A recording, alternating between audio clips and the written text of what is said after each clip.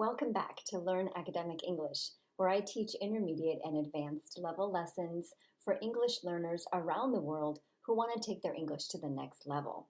In today's lesson, I'm going to give you 12 super helpful tips for improving your writing. And I'm thinking specifically about academic writing, the kind of writing that you have to do for school or maybe for your job. So before we start, I want to mention that I've been teaching writing at the college or university level for more than 20 years. And in my job as an English teacher, I help people learn how to write essays in English. So in today's video, I'm going to give you a bunch of tips, and then in future videos, I'll go through some of the tips in more detail so that you can learn exactly how to improve those specific tips. So make sure you come back and look for more videos in this series. Before we get started, I'd like to remind you to please give this video a like, leave a comment, and subscribe if you want more videos like this one. Let's get to those tips. Tip number 1, believe in yourself.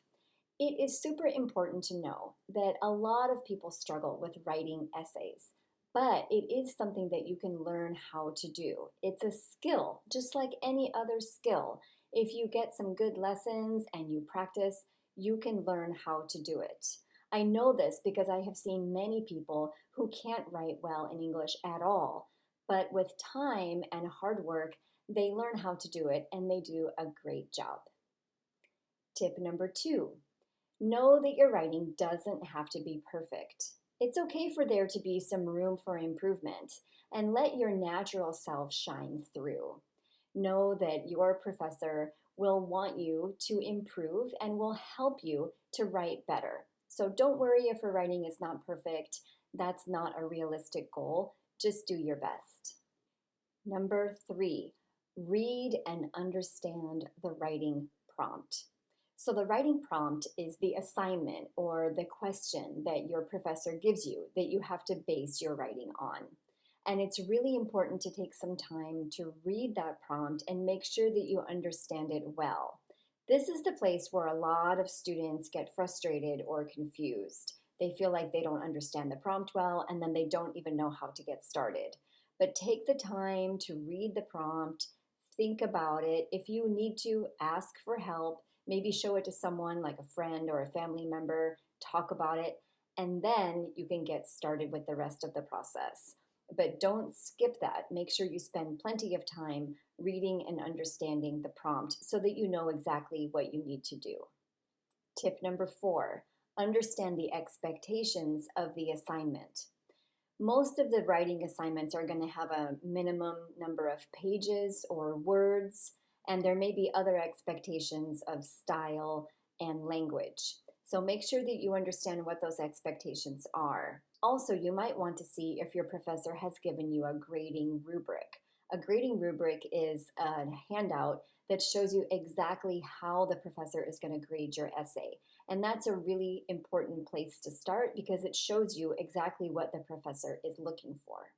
Some of the expectations you want to check on are: what style of citations do you need to use? If your essay includes research, you need to know if it's MLA style, APA style, or another style.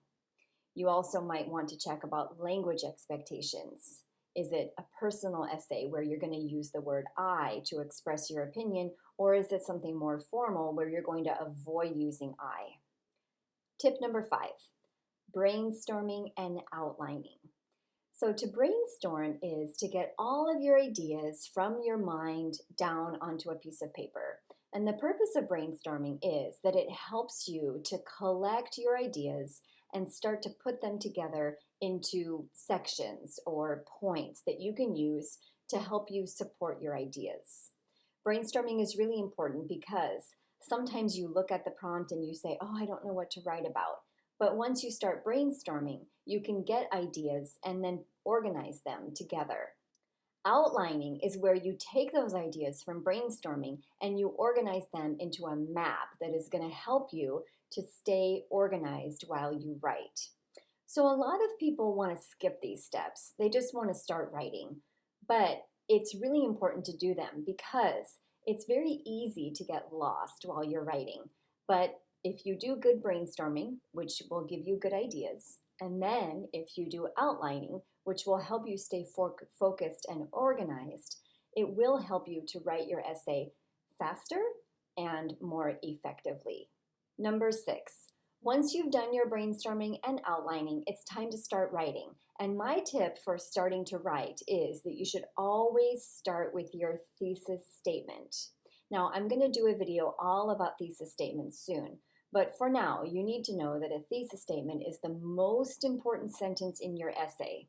It is the sentence that goes at the end of your introduction, and it shows your reader what your argument or what your idea is and how you're going to address that argument. What points are you going to make in your essay that are going to support your idea? Usually we will have one argument, for example, students should wear uniforms to school. Okay, so that might be my argument. And then I might have 3 or 4 main points or reasons that would support that argument. So my thesis statement might look something like this. Students should wear uniforms to school for the following reasons. And then I would list those reasons in a short way, and that would be my thesis statement. This is a kind of map or guide for your essay. It tells your reader exactly what you're going to talk about. And if you start with your thesis statement, then it helps you to stay focused while you're writing. Tip number 7, use clear essay structure. So in the United States, we have a very specific structure that we like to use when we write essays. And this structure is expected. When your professor reads your essay, your professor is going to be looking for that structure. And I have some videos about that, and I'm going to make more videos about that topic. But for now, you need to know that your structure needs to follow the way that we write in English. So the way that we write in English is very linear, or it's very direct. We don't beat around the bush to make our point.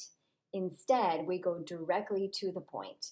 We tell the reader our idea in the thesis statement, and then each paragraph that follows that is going to state directly how we are supporting those ideas. The first reason students should wear uniforms to school is that, and then we state the reason. And in that paragraph, we talk only about that reason in a very direct way. So get familiar with essay structure, know what the essay structure is that is usually expected of students, and then follow that structure so that your reader will feel comfortable reading your essay. Tip 8, write concisely.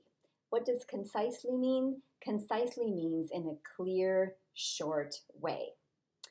So a lot of students, when they are in school, they think that the goal of writing at the college or university level is to write more, to write longer.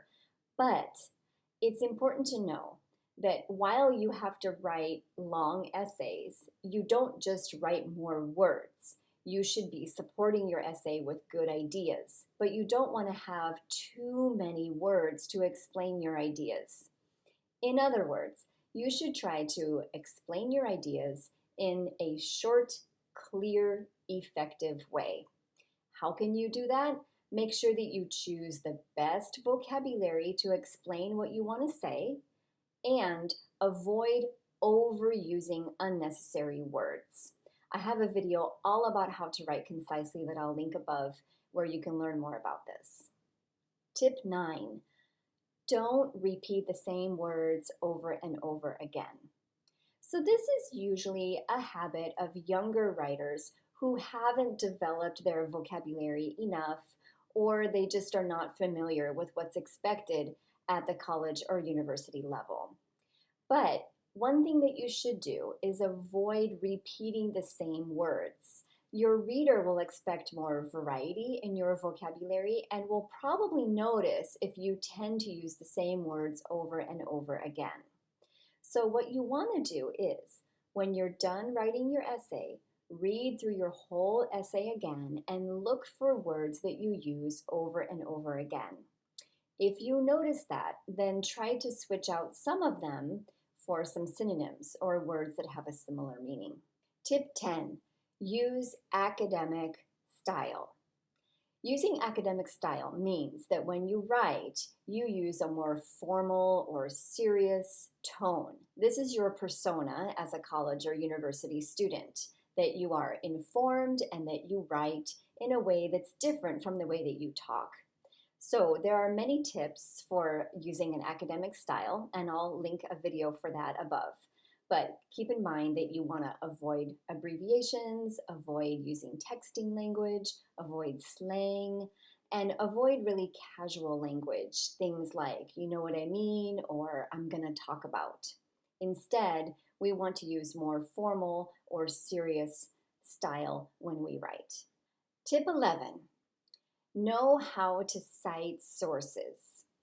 So in most college or university classes, you're going to need to cite sources. What that means is that you're going to use evidence or ideas that are not from your head, ideas that come from a newspaper or a book or some other source.